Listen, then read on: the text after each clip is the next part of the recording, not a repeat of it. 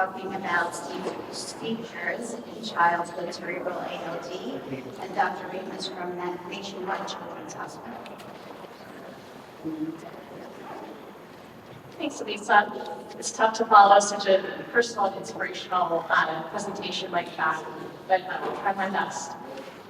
What we're going to talk about for the next few minutes is really grew directly out of collaboration that was formed last year at this conference, and which I think probably was one of Lisa's goals in having a conference like this. But I had a question about seizures in ALD that I asked Florian about, and he didn't know the answer either, and the literature didn't have the answer, and so we decided to look for the answer ourselves. And so this is a collaboration between one of his research assistants, Nicole Page, who's doing a gap year of research and will be starting medical school in the fall. Mandy Nagy, the neurologist, also at Mass General, who helped with just filling in some gaps in some of the data from clinic notes, Florian and then myself. The other three are at Mass General and I'm in Columbus, Ohio. So this really came out of a case that I was involved in, where I was taking care of a 13-year-old boy who presented with his first-time seizure, and in the workup for that seizure, he was diagnosed with advanced cerebral ALD. His EEG at the time was just diffusely slow. He'd also been complaining of headaches, so he was started on valproic acid, which helps with those sleep seizures and headaches. But it also has a lot of side effects, and so it was eventually stopped due to side effects. He presented shortly after that with a cluster of seizures and received lorazepam or Ativan in the ER, which is a common medication we use to stop a cluster of seizure, to stop a long seizure.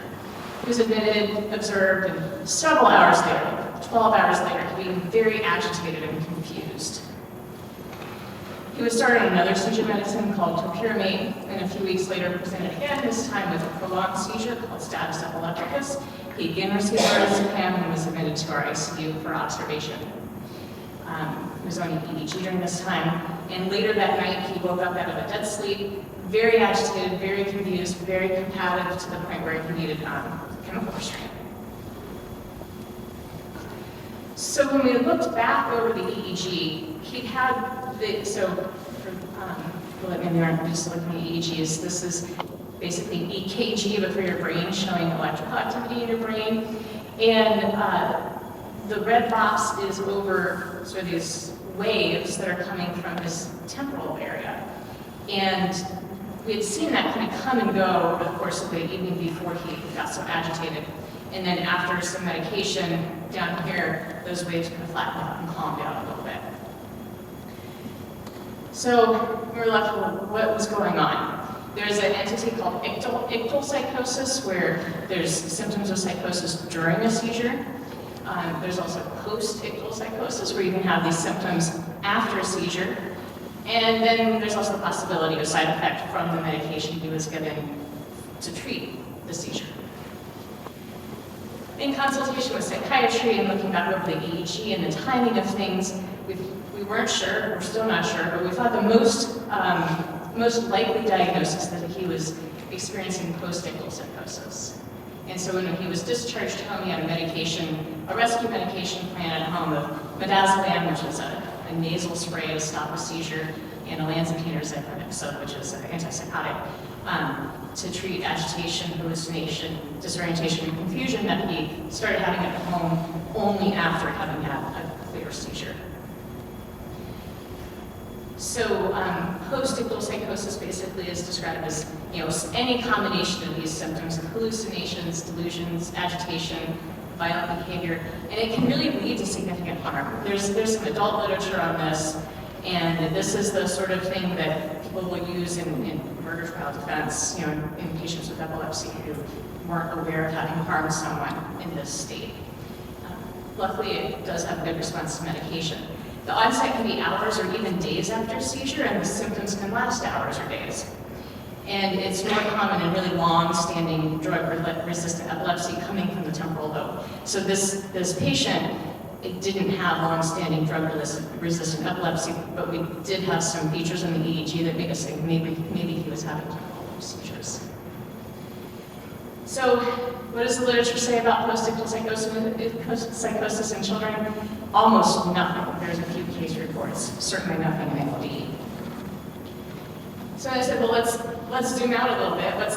What's the literature say about epilepsy and ALD in general? Forget the post-ictal psychosis, because that's such a rare entity. And again, not much. Some of you are on papers that do describe some cases of seizures in ALD, but basically the largest cohort I could find in the literature was 28 kids, and 60% of those had had seizures at some point. That was out of Japan, I think, and very minimal details about the occurrence of these seizures in these children. So, Lauren and I decided to put our data together and really kind of look to see what's the incidence of seizures in childhood cerebral ALD, what's the relationship between disease severity and epilepsy, and then what's the timing of seizure onset in relation to the first brain lesion. And we could all guess what we think the answer is to these, and you're probably right if you did guess in your own mind that first brain disease means first seizures, but there wasn't really literature to tell us that. So this was a two-center retrospective study, really to answer the question, when do boys with cerebral ALD develop seizures? Well, we had 86 boys with cerebral disease, 25 of those had seizures and 61 did not. But we also have to think, well, okay, these are boys with a disease that affects metabolism in the cell. So do you really even need to have brain lesions to have seizures? And so I also wanted to ask the question, does peroxisomal dysfunction alone, and in general, lead to increased risk of seizures? And to answer that question, we had 53 adult men without cerebral disease. 3 of those had a reported history of seizures and 50 didn't. So now we'll look at those boys a little bit more. Well, in general, sorry, I forgot about this slide. We looked at the demographics. The orange is the boys with cerebral ALD, and the blue are the adult men without brain disease. And the tallest bar here, probably not surprisingly, are white patients, and then on down the Black, Asian, and all others put together. We had a pretty extensive demographic profile. One thing I noticed here is that there's a drop-off in the non-white categories for follow-up in adulthood. And so I think, for centers that, I only follow kids, but for centers that follow adults, and for those of us who follow kids that become adults, we have to make sure there's not attrition that we can prevent for longer-term follow-up. So some of the other patient characteristics for the cerebral ALD, no seizures. There were 15 years old on median, and cerebral ALD with seizures, 17 years old, so a little bit older, but not significantly different. And the adult men had a median age of 35 years. First brain lesion for the boys was at an age of just over 7.5, and we had a median of 4 years of follow-up for those boys. So I was curious, how are we diagnosing these kids? I would hypothesize that pre-symptomatic, diagnosis based on family history and newborn screening, they would tend to be younger and be less likely to have seizures, but really we had so few that I can't really make any conclusions off of that. Just opportunity for future collaboration if anybody's interested. So the 25 with seizures, 22 were diagnosed because of symptoms. Of those, 10 of those were diagnosed because their first symptom that brought them to medical attention was a seizure. This is about 45%. And then 3 were diagnosed by family history. For the no seizure group, there were 26 out of 61 that were diagnosed based on symptoms but still hadn't had seizures. And then almost half were diagnosed by family history. So we have all these kids, we want to first quantify how bad are their seizures. And so we adapted a seizure severity scale that is in this publication from Florian with Canavan disease. And so basically a score of 0, 1, or 2. 0 is you may have had a seizure, but you don't have to take medication. 1 is that you've had 1 or 2 seizures a year or so, not on medicine, or no seizures, but you are on medication. No ongoing seizures, you had a seizure at some point to be on medication. And then a score of 2 is that you have multiple seizures or multiple medications or both. So the first question of, does brain disease relate to seizure severity? Let's look at the MRI and the LESS score. So not surprisingly, seizures are associated with a higher burden of MRI lesions. And so this top figure is the seizure severity score from 0, 1, and 2. It's pretty linearly associated with the LESS score once you get over 6. And then if we bin the data of the LESS score together, pretty much nobody, in fact nobody that had a LESS score less than 6 had seizures. Except for one patient I'll talk about in a second. So probably not surprising, but actually this is the first time that this data has been collected. And then neurologic function scale versus seizure severity. Seizures are, again, associated with a higher burden of disease, in this case with symptoms. The relationship of the seizure severity with NFS isn't quite as nicely linear as with the LESS score, but still in general, there's the trend. And on the lower figure, those without seizures really had a wide range of neurologic impairment, but in general, they clustered down to the lower end of the symptomatic scale, where if seizures were present, still a fairly wide distribution, but were more impaired. Now, we also have to keep in mind that having had a seizure is a point in the neurologic function scale, so these are not independent factors. But even taking that into account, this was a statistically significant difference. So what I was also very interested in was the seizure timing relative to discovery of the first brain lesion. And this question makes the most sense to ask prospectively in newborn screening or family history identified patients. We didn't really have enough of those to do that. But since most of our patients were symptomatically diagnosed, I think that probably plays into the fact that there was really no significant difference between a history of seizure and timing of the first brain lesion, as in at least 10 of the boys, the first brain lesion was identified concurrent with the first seizure. So just to highlight the three boys that had been diagnosed through newborn screening who did have seizures. So these were, pre-lesionally identified boys. We really didn't know enough to draw any conclusions.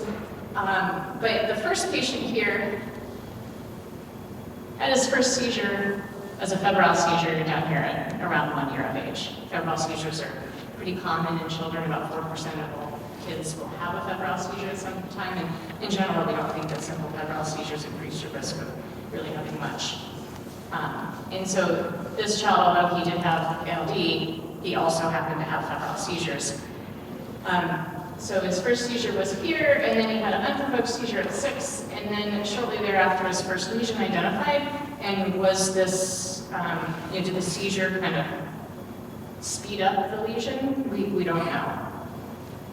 And then he underwent gene therapy, and he's doing pretty well, and is 14 years old now. The second patient had a lesion, had gene therapy, and a first seizure, many years after, 5 years after the gene therapy, and similar for this third patient here. So my point in showing you these newborn screen identified kids is that, one, they can still have febrile seizures just like anybody else.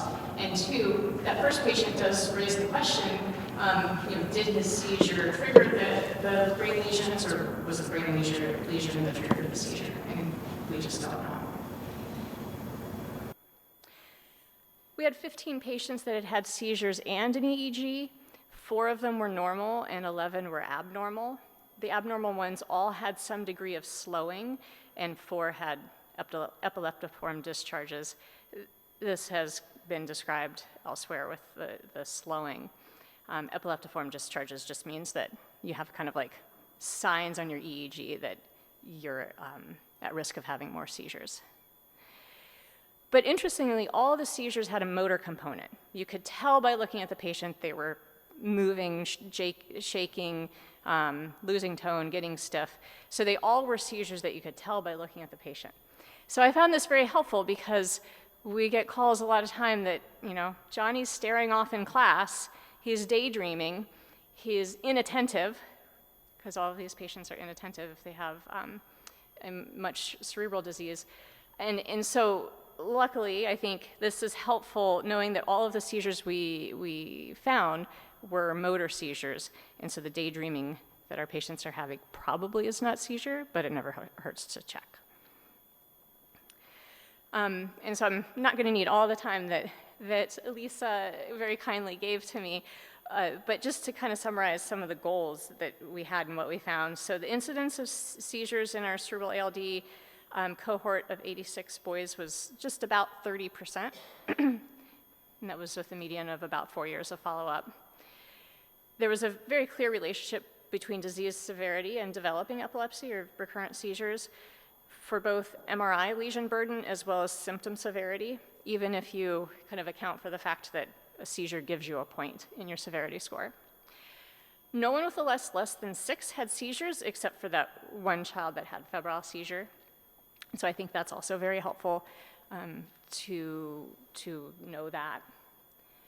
And then the timing of seizure in relation to the first brain lesion probably comes later because of the clear association with the less score. So, I think there are some implications for our clinical practice. Just over 5% of the adult men had seizures at some point. And so ABCD1 mutation is probably less important in the pathogenesis of seizures than the actual cerebral disease burden. But also keep in mind the general population incidence of seizures in like a general population of adults is only up to 1%, depending on whose data you look at. So we could say there's a 5 to 6 times increased risk of having seizures. But as far as the whole group of all adult men with ALD, very few of them have reported seizures without brain disease. And what I try to teach our residents over and over and over again is that ALD should absolutely be in your differential for the evaluation of a first-time seizure in a boy, keeping in mind that 45% of our symptomatically diagnosed patients in our group, in this cohort, were diagnosed after their first seizure. Probably the thing I was happiest to find is that staring spells are probably not seizure. I think we do need more prospectively collected data on boys at risk. And then finally, it was not a goal of our study, but I think that we did uncover an opportunity to improve longitudinal follow-up for underrepresented groups as they transition into adulthood and adult care. So at that point, I'd be happy to entertain any questions.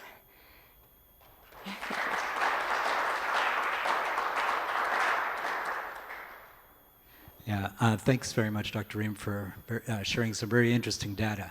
So as we typically know, is that epilepsy is usually coming from the gray matter and leukodystrophy is coming from the white matter predominantly. So have any of these MRIs found abnormalities in the gray matter? And have any of the EEGs been particularly abnormal perhaps in the occipital lobes where we would see more of the beginning parts of the white matter abnormalities in these patients?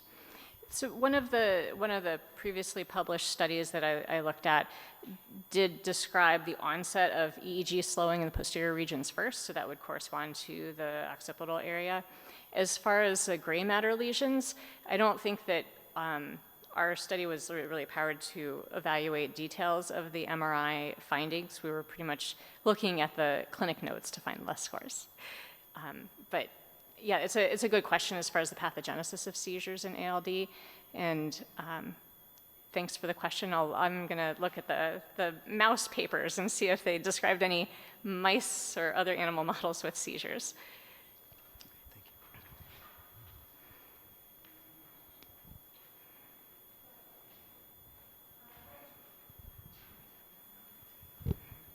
I had a two-part question. You'd mentioned that the relationship between febrile seizure and the onset of cerebral disease wasn't well defined, and that you don't know if the seizure would cause the lesion to start or whether or not it was the opposite. And you'd mentioned differential diagnosis. So for something as common as febrile seizure, would you recommend that that's considered in terms of XALD? So we have one patient that had a febrile seizure, and 4 or 5 years later had his first brain lesion. So I think he did have an unprovoked seizure closer in time to the identification of the brain lesion. So I think that first febrile seizure probably was just a red herring, and I don't think that I would personally, do an MRI for the first time simple febrile seizure in a typical story of a 12-month-old with their first double ear infection. And with somebody that does present, so in the histories that have been taken for boys that have eventually gone on to develop cerebral disease, is there any data out there in terms of those that have cerebral disease that as kids did have a febrile seizure?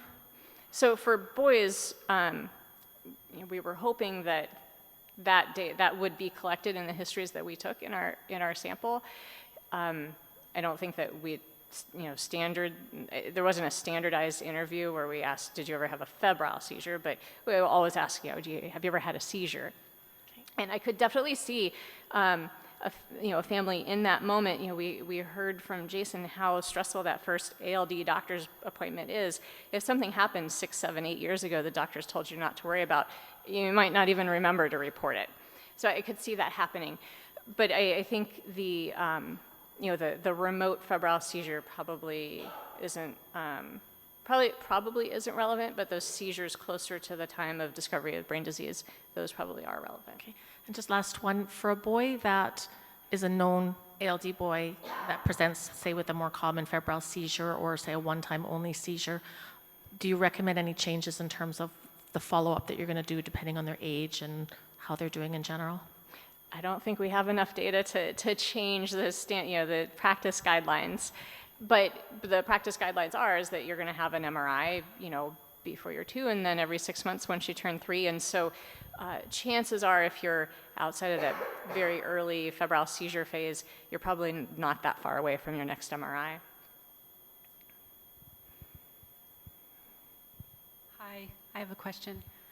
Thank you so much for doing this research. It's so important. One of the patients that I saw a few years ago reached his diagnosis of ALD because he presented to the emergency room in the setting of a febrile illness in adrenal crisis and hyponatremia, and was in status epilepticus.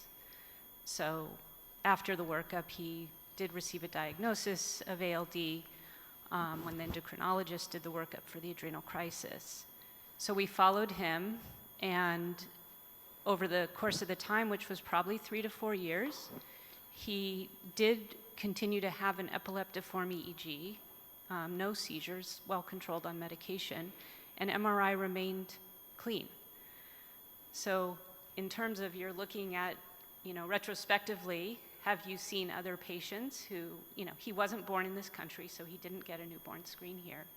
And I just was curious to know if you've seen any other cases like that. No, that didn't come up in our chart reviews of a case like that. But I think that case really, speaks to the importance of being on the lookout for adrenal insufficiency, and that rather than the workup for his first seizure, it was the workup for his adrenal crisis that led to the diagnosis. And just also that his MRI remained clean, just to your point. Right. We don't really know what those seizures mean in terms of onset of CNS lesions. Mm-hmm. It's an interesting case. Thanks for sharing it.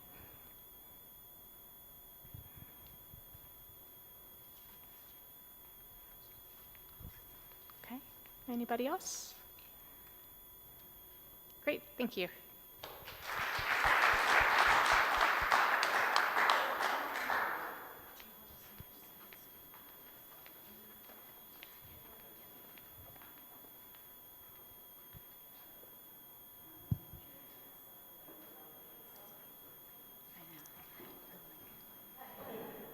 Hi. As we're waiting for Dean to get Grady on the line, I realized I didn't introduce myself earlier. I know many of you, and there are many new faces. My name is Christy Duncan. I'm a stem cell transplant gene therapy doctor at Boston Children's Hospital and Dana-Farber Cancer Institute in Boston, and I have the pleasure of being Grady's cellular therapy doctor.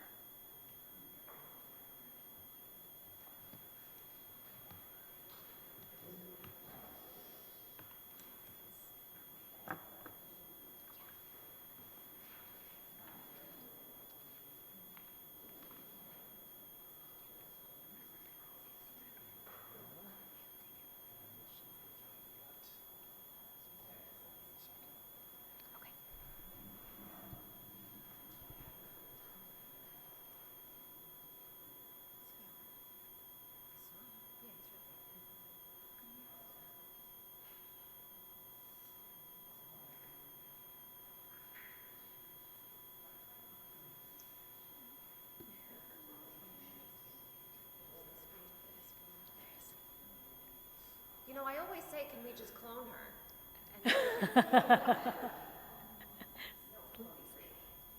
Exactly. Hi, Grady. Hi. Hi, good to see you.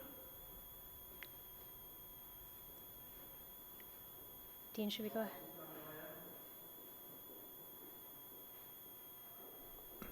Can you speak on your end, please? Grady, can you start talking? Do I want us to start? Yes. Yes.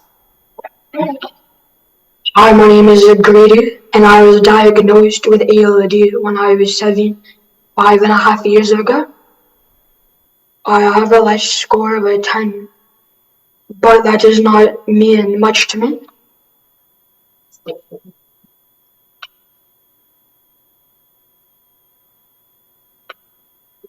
Okay, sorry.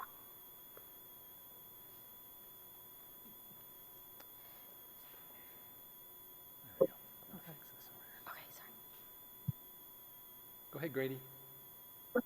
In this picture is when I first got diagnosed. I don't really remember much from that day.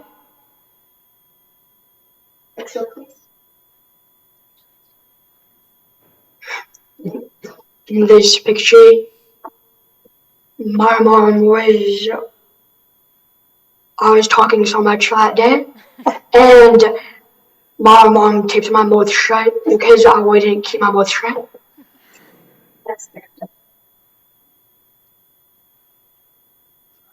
During transplant, I played video games and I would play football with my dad in the hospital always. And I would play basketball on my mini hoop and try to stay active.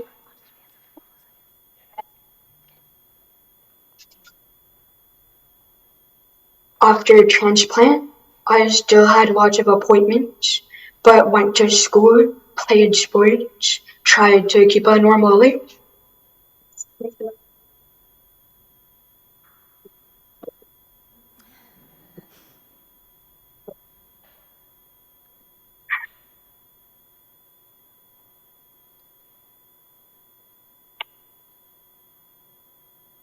Unfortunately, I have a GVHD.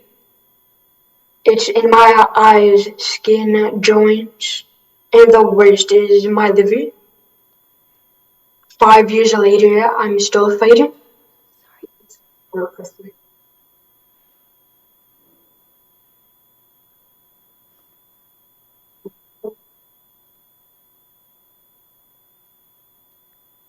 do you want me to keep going? Okay.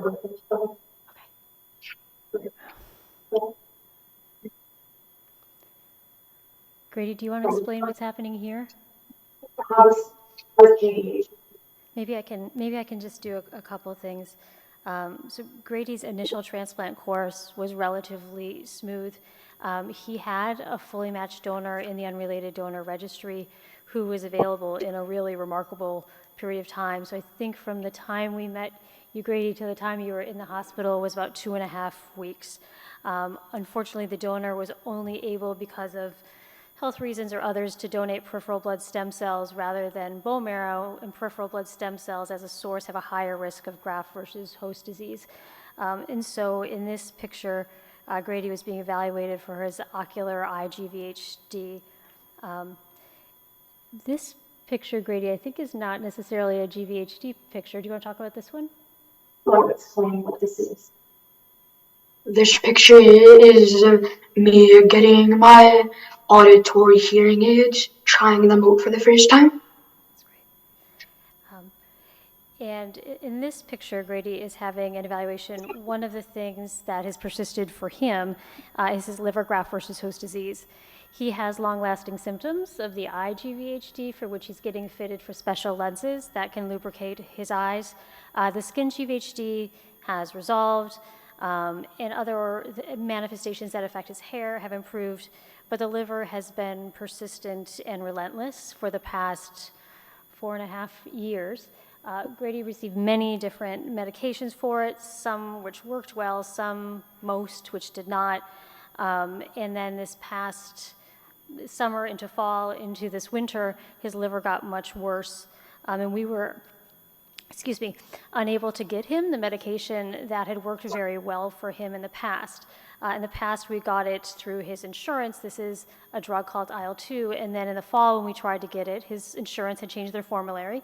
And so the medication was no longer available without, I think it was around a $6,000 copay every 10 days, which is obviously not sustainable.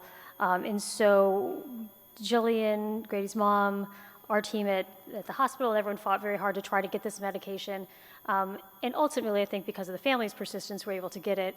He also started another immunosuppressing medicine and then planned to begin for therapy with something called ECP, or extracorporeal photopheresis, where the blood is taken out of one tube of the body, goes through a machine has a light sensitizer that removes some of the cells that cause graft versus host disease and go back in. So if you can picture the apheresis, or the collecting of stem cells that some of you have seen, or people who are on dialysis, it looks a lot like that.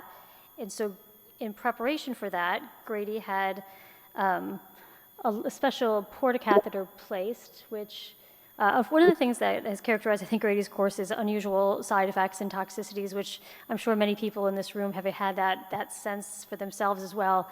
So just to orient you, this is not what a port is supposed to look like. The huge swelling coming out of his chest. Grady, do you want to describe what happened that night? Last month, I had a port placed for a new GVHD treatment called ECP. It made me feel like I was starting over again. Yeah. 2 days after the port was placed, I had complications. It always feels like something bad is happening. Yeah. And in this case, there was a bleeding from the ECP, and there was that collection you see was a 6 centimeter by 4 centimeter by 2 centimeter blood collection under the skin that had pushed the port forward. Why exactly that happened, we don't know. It's a potential but rare side effect of this. And Grady was then hospitalized for about a week as we were trying to sort that piece out, getting the port to settle down, and then started ECP last week, I guess. Last week. So this is the second week of ECP. Grady, I think one of the things that was important, and I know we're going to come to this in a minute, is what you said. This is now 5 years out of your transplant, and now it seems like you're starting all over again. Do you want to talk about that, or is that something you want to talk about later? You want to talk about what it feels like all over again? It's very hard to feel like that, because I've been on different medications, a bunch of different medications actually, since day one of transplant. It's hard to find the right treatment, but luckily, since we got the IL-2, the biggest medication that we needed on time, hopefully that will come down faster, even with the port, with the ECP therapy. And the port now looks much different than it does. We won't ask you to lift your shirt and show everyone today, but it looks different than it did that night. Throughout this time, Grady, even when you've had lots of downs, but there's also been some positive things and some things just looking at your pictures, that you have been very focused on the community. And I think that's one thing that I've seen from the ALD community for a long time now, and that even in really dark moments, you try and do strong things to benefit others. Grady, why don't you tell us what's going on in this picture?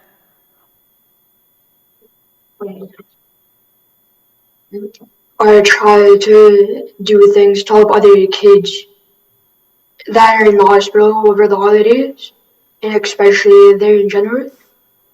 I raised over $125,000 in the past 5 years for kids who are staying in during the holidays, so I can try to get them and their family good things like toys, food, and anything that they want.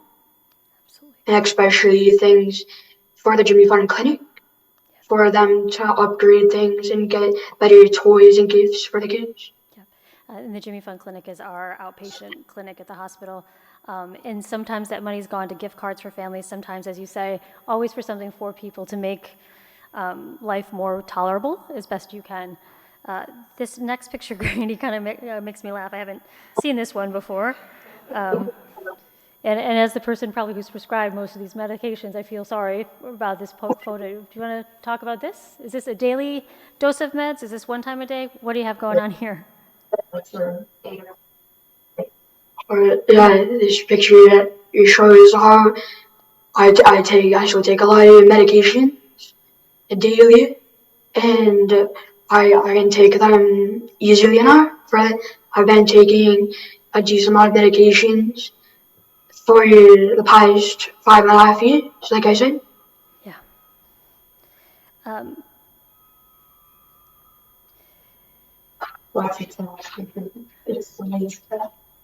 Great. I think this, well, it's probably one of our harder moments, is an important picture for everyone, because you have done so many positive things, you've done so much, but there's been a lot of trauma for you, for your family, for a lot of people.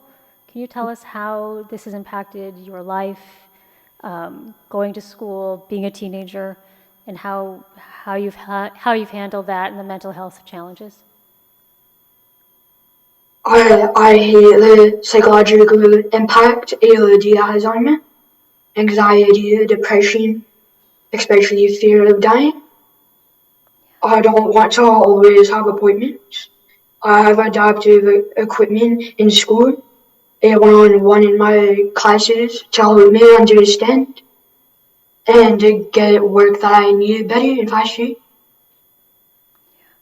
What would And go ahead, sorry. it's very hard with my anxiety and depression on top of everything else, because mental health can also affect everything else in our body that you're going through.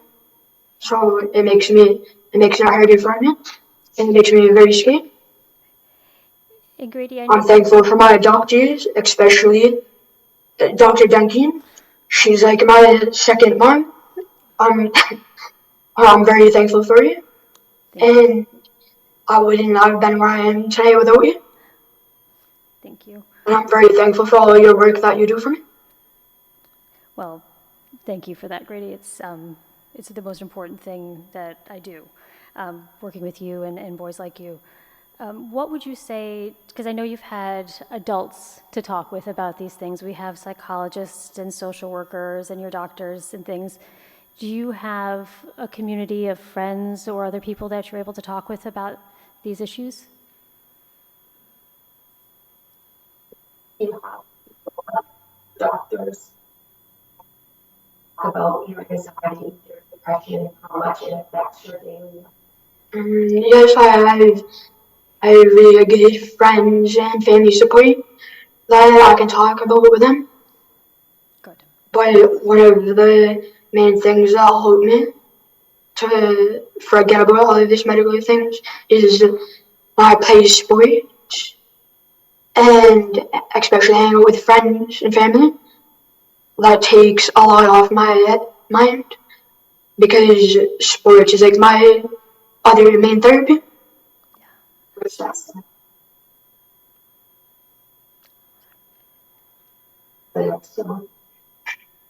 Tell us about this picture. Is this your picture, your school picture this year? So try the next one. Okay, next one. But after everything else, I'm still just a kid. ALD is a part of me, not all of me. I made my middle school basketball team this year, and I also made the Junior National Honor Society. Grady, you have a room full of people here thinking about, listening to the things you're saying. I don't want to freak you out by saying that. But what do you want all of us to know? What would you want people who are starting the journey to know? What do you want other teenagers to know? I want everybody other teenagers through this, or would tell them that you would want them to know. We told them that I know we might go through a long journey, but everybody's different.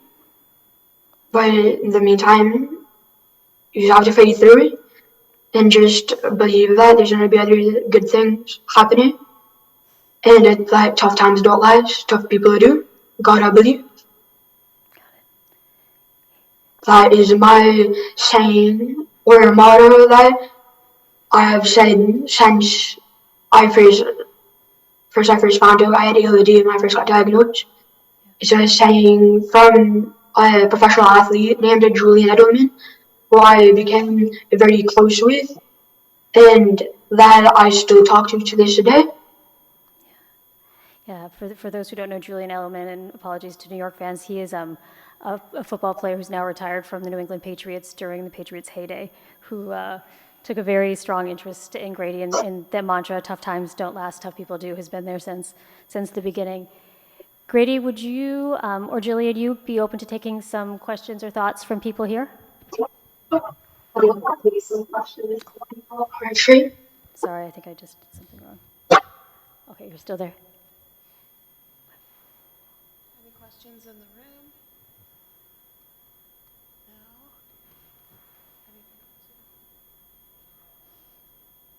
No? Maybe, Jillian, I can ask you something. I know this is Grady's talk, and Grady, please jump in if you'd like.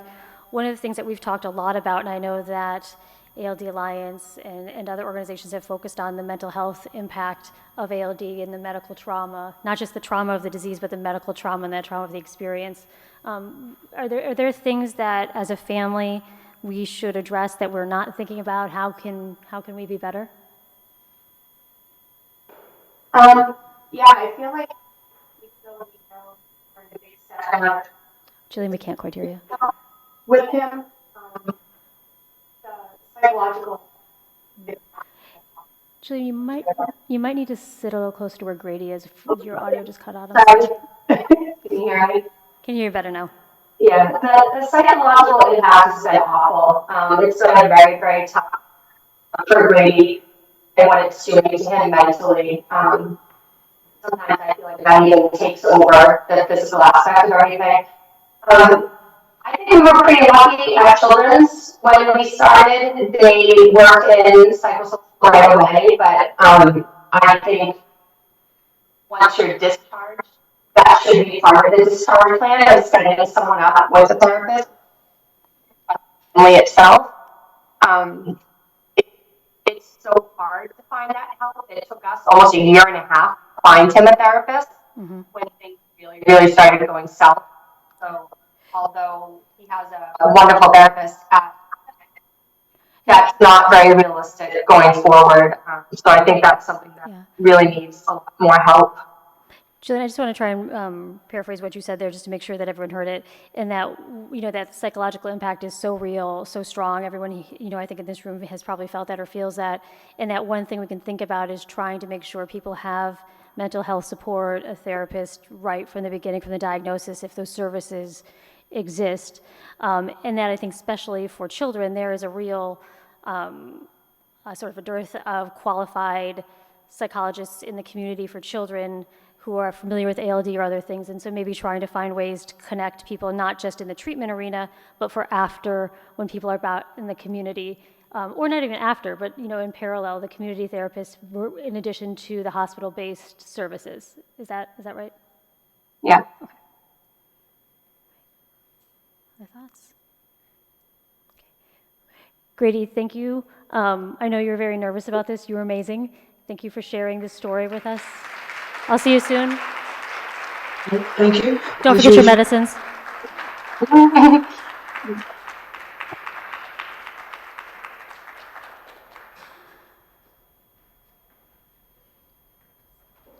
Thank you so much, Grady. You did a great job. Thank you.